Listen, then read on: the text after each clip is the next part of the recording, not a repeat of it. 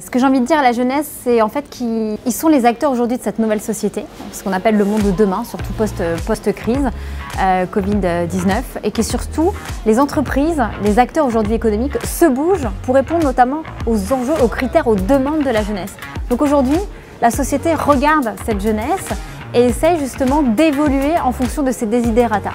Et donc aujourd'hui, la jeunesse, pour moi, elle est au cœur du pouvoir économique. On a envie de recruter de nouveaux talents et on a envie que justement la jeunesse consomme tel ou tel produit. Merci de nous éveiller, merci de faire avancer justement notre économie et surtout de nous inspirer.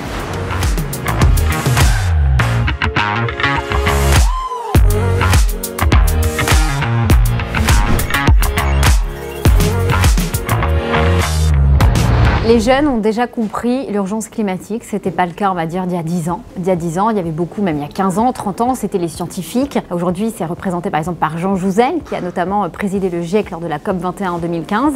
Et aujourd'hui, bien évidemment, les jeunes, ils sont dans la rue, les jeunes font les gros titres quand il y a des marches pour le climat en Europe et partout dans le monde. Et aujourd'hui, la jeunesse, qu'est-ce qu'elle dénonce? Elle dénonce l'inertie des gouvernements pour lutter notamment contre ce dérèglement climatique. Tout le monde le dit, on a 10 ans pour agir, pour véritablement essayer de contenir et de ne pas dépasser ces 1,5 degrés avant d'arriver à ce qu'on appelle dans les médias « the turning point », le point de basculement.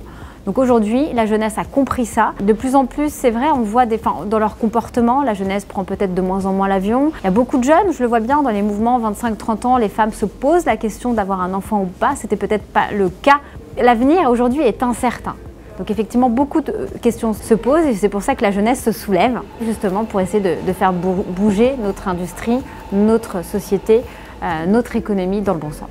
Les entreprises aujourd'hui, elles essayent de recruter de nouveaux talents. Et donc effectivement, les pouvoirs publics aujourd'hui ne peuvent plus faire sans l'aide des grandes entreprises. Aujourd'hui, l'entreprise a pris un rôle considérable, majeur dans notre société. Donc c'est pour ça qu'il faut changer. J'aimerais simplement vous dire que je le vois depuis que j'ai changé de vie il y a 6 ans, depuis que ce voyage humanitaire m'a ouvert, sans jeu de mots, m'a ouvert le cœur, parce qu'effectivement il était déjà ouvert, donc ensuite j'ai été soignée vis-à-vis de mon cœur, m'a ouvert les yeux sur les mots MAUX de nos sociétés, de notre monde, que moi plus je fais des voyages, que ce soit dans des camps de réfugiés, en Amazonie, dans des tribus ou encore dans des bidonvilles aux 4 coins du monde. Donc effectivement pour moi l'éducation c'est primordial, tout au même plan que le dérèglement climatique parce que c'est notre survie, c'est la survie de l'être humain qui dépend de tout ça et aussi prendre en compte l'éducation. Pour moi c'est les 2 gros enjeux qu'il faut prendre en considération notamment dans notre économie.